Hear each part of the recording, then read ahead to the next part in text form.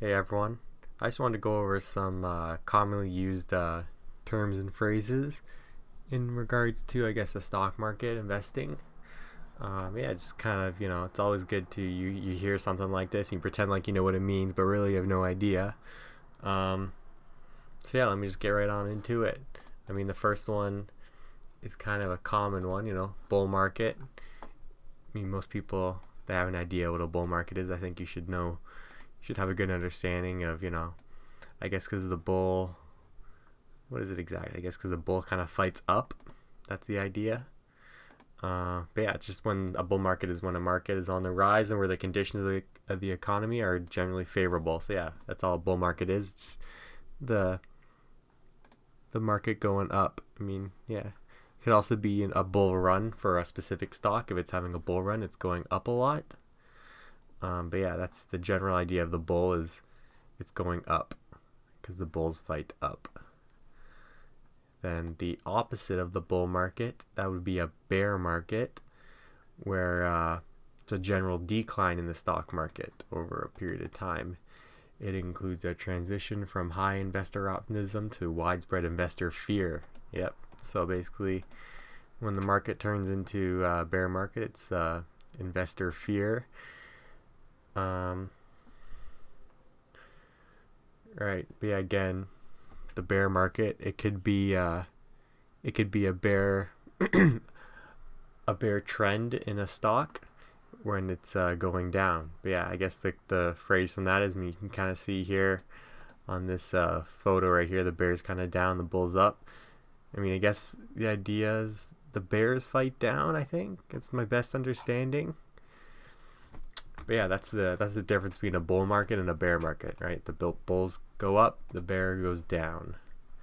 That's one of the most common things I think everyone should have a good understanding of.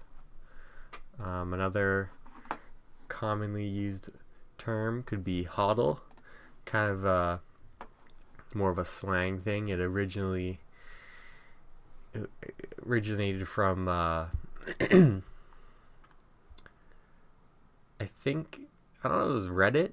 I don't know, someone originally just made a typo to saying hold Bitcoin, something similar to that. He's saying hold on to Bitcoin, and then I guess he did a typo and did hodl, and now the acronym for that is hold on for dear life, um, which basically is just never sell any of your stocks or anything. Hold on for dear life through the again, referring back to the bear and bull market, or hold on to that bear market to get ready for that bull market when it goes back up.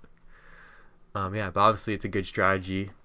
Hodl could be one of the only ways you can make money in the last 100 years of the stock market. Just hold on, buy anything and hold on to it. You'll make money. Can't go wrong with that. That's the one mistake any investor can really make, is sell.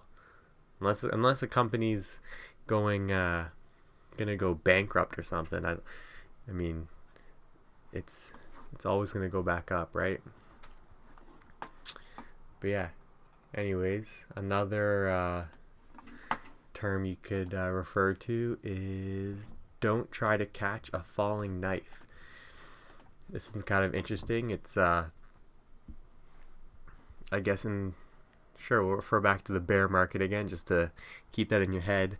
So a bear market, when the stock's dropping and falling, a falling knife refers to, probably it's a lot more steep of a fall, and it's when you're trying to basically guess the bottom. So don't try and catch a falling knife. So don't buy a stock or go heavy into a buy when it's falling heavily,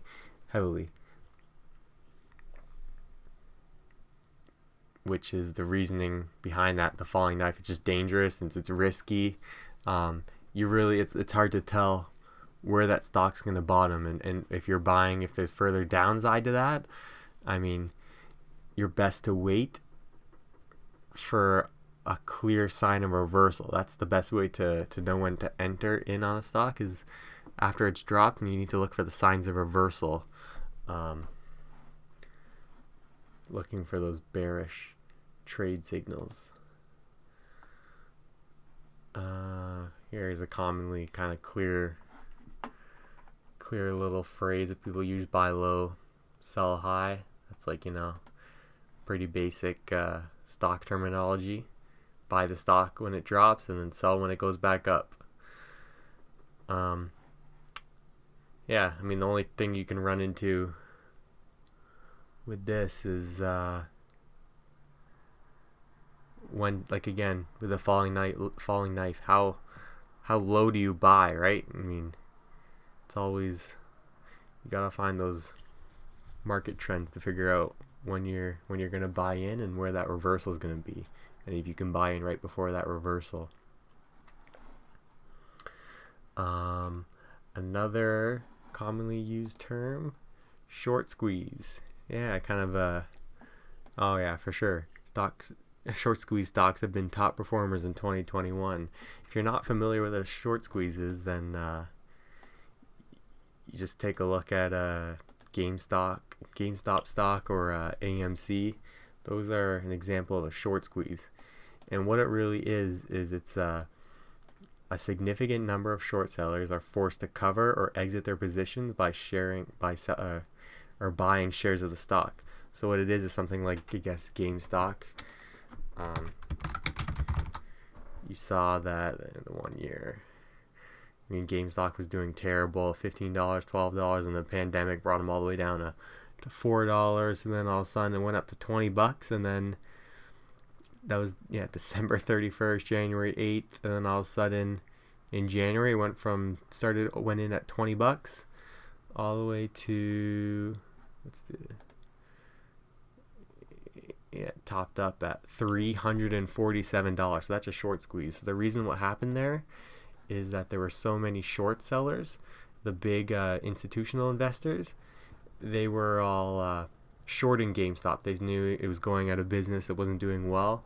So what happened is a community on Reddit, they went in and they all bought in and pumped it, and they forced all those short sellers out of their position, so that it forced them all to buy it. So as that happened, it kept going up and up and up and up. And yeah, those institutional investors, they lost millions of dollars. But yeah, the Reddit community, they took them out of their position. Even now the GameStop's still at 167. But yeah, that's kind of the idea behind a short squeeze. It saved, I guess, if GameStop was almost out of business, they were going bankrupt. But yeah, the short squeeze kind of saved their business and brought them back to life and gave them more opportunities. But yeah, here's another commonly used term: buy the rumor, sell the news, because that's typically a good trend for the stocks. I mean, what that really means is buy the rumor. So a stock's going to see a lot of upside when there's the rumors going on about what's happening, and they're going to release something new, and then 90% of the time, once that news is released, the stock tanks. A good example of this would be, let's see, what would be a good example of this? I guess probably Canadian weed stocks bubble. I mean, how am I going to find something exactly? What's it called? Or cannabis TSX. What's the max? Oh yeah, so that's the this is an example of sell the news. So I mean, it's a Canadian weed company, cannabis becoming legalized in Canada, all the rumors, and here it is, and then by the time it finally got released that they were gonna legalize cannabis in Canada. Stock tanks. That's where the bubble popped. Let's see here. When was weed legalized?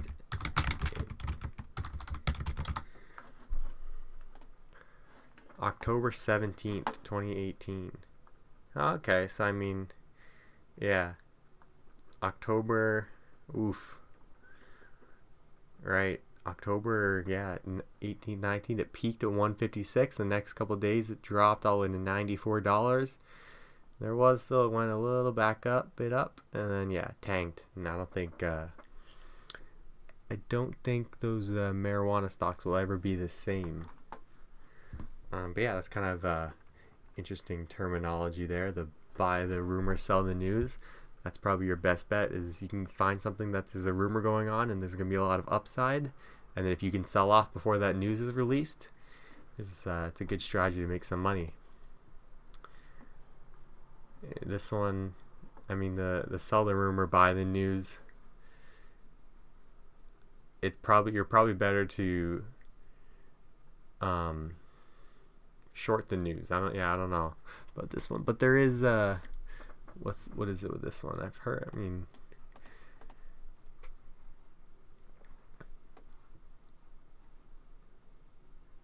yeah, under the right circumstances it could work, you know. In most markets it's the other way around, but if traders are using it as a trading strategy, then you would have to go opposite of what most people are doing, because that's usually what happens with the stock market. I mean, it's always going to go in favor of what people aren't doing. So if a lot of people are buying a stock, then that means it's going to drop, and this is due to, like I said earlier, those institutional investors are going to make the market pretty corrupt. Another term, good one, averaging up. So as a stock goes up, pretty simple, just keep buying it, you know, buying additional shares of stock one already owns, but at a higher price. So you buy in at Apple of $100, and then it goes up to 120. You load up on more of that and just keep loading up of more of the stock as it goes up. It's a good I mean, it's a safe bet if you're using like a blue chip company. You gotta be careful doing this, because you don't want to, if it's a stock that should be going up, like, you know, if you did that with the marijuana stock, you probably wouldn't do too well. But if you did that with some blue chip companies, like, you know, I mean, Tesla's not a blue chip, but if you averaged up with Tesla, you would have done fairly well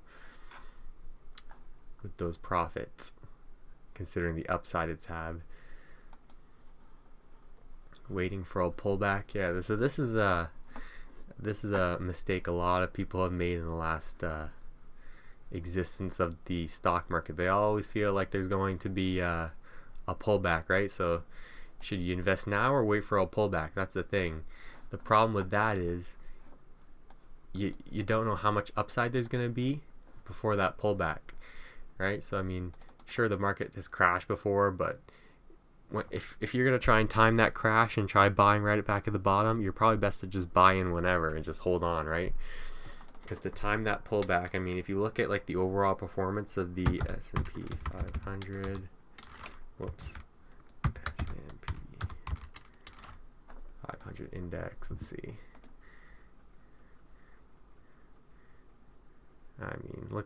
Nothing, how significant is any of these pullbacks? I mean, that pullback was, let's load this up, Yahoo here.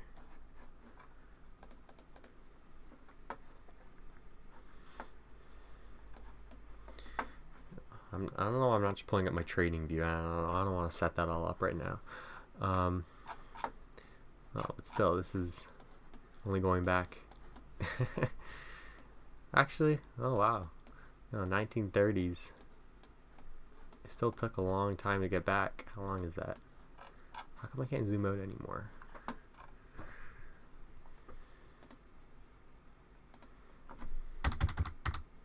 $1900. Nope, not valid. 1901. Nope. 1920. Nope. That's not valid. That's a valid date. All right, whatever. Wow, but yeah, 3180 in 1930s. So if anyone waited for that pullback, they would have been waiting until there. Dropped all the way to there. That was August 26, 1929. Oh man, 3 years. 1932 it bottomed. Right? So I mean, you really should have averaged down during this drop. You should have just kept buying in and buying in. Because I mean, to find that bottom for 3 years would have been pretty darn hard.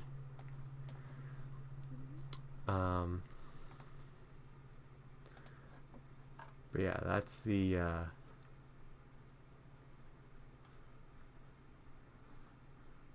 what were we even talking about? Averaging down.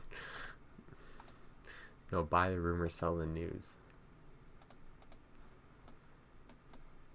No, don't wait for a pullback. That's what it was. We were talking about don't wait for a pullback. Waiting for a pullback. Yeah, I don't think you should ever wait for a pullback.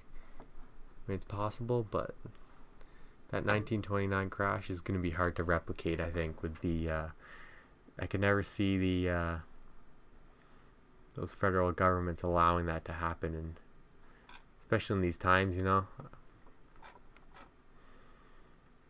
But anyway, another kind of an interesting, funny one. The Fed printer goes brr. That's just the Federal Reserve. The said institution becomes a viral meme this March after it printed $2.3 trillion to help the COVID battered economy, right? So, I mean, pretty straightforward here. Just means that the Fed's printing a lot of money and they're feeding the stock market. I mean, that's the problem. I mean, everyone's sitting at home. No, I'm not going to open that up. Everyone's sitting at home doing nothing over quarantine. They're getting all that unemployment income. People aren't spending money on entertainment. They're investing it, being a little smart. So that's the Fed printer goes burr and everyone's putting into the stock market. That's what that means. This is a good one. Bag holding. Bag holder slang for an investor who holds on to poorly performing investments. Yep. So any kind of, you're a bag holder if you buy in something and then it's a company does bad or the performance is poor or they go bankrupt. I mean, something like, what is it? Firm stock. Let's see. This is kind of a bag holder. This is a new IPO. What's the year to date? It came out, opened up on January 13th. That's when the IPO released, $97. Yeah, people bought in. It like, oh, it went up a bit. February up to 140 and then it tanked. And then recently went all the way up to 150 again. Yeah, 160, 168. And yeah, back to 110. This is just one example. I mean, there's lots of bag holder stock. Let's see what example comes up when we search that up. Example.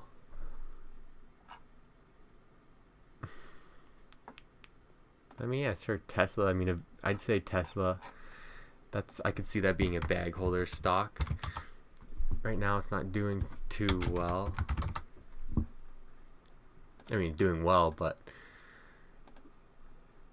it's been up and down 160. You know, all those people who bought in at 150, 140, and now they're bag holding when it's at $1,000. They lost $150 a share. That's a bag holder for sure. Averaging down, oh yeah, that should have been with the averaging up. Just opposite of averaging. Averaging up is averaging down. You're just buying the stock as it's dropping and dropping. Again, it's almost like catching a falling knife, but you're not going all in on the stock. You're just kind of averaging. So maybe buying 1% of your portfolio, keep adding 1%. So here's this is a blue sky breakout and there's a black dirt breakout. So the difference between a blue sky breakout, it's when a stock moves above its previous record high and there's only blue sky overhead. The point of that is because, I mean, really it's if you're doing technical analysis, it's hard to tell a blue sky breakout what's going to happen and what downside that's gonna have. It's really, it's every man for himself at that point. There's no nothing you can do. You can't determine what to do, when to sell. It's just the stock's kind of gone nuts.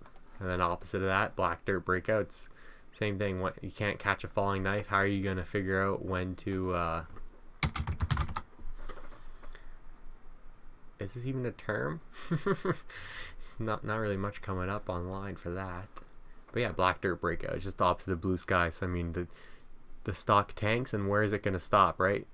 You don't want to catch a falling knife, because you really have no idea where that's gonna stop. It's broken on all-time lows. It's gone past all that. So most likely some sort of news release, usually, or some sort of company folding, or actually probably it's the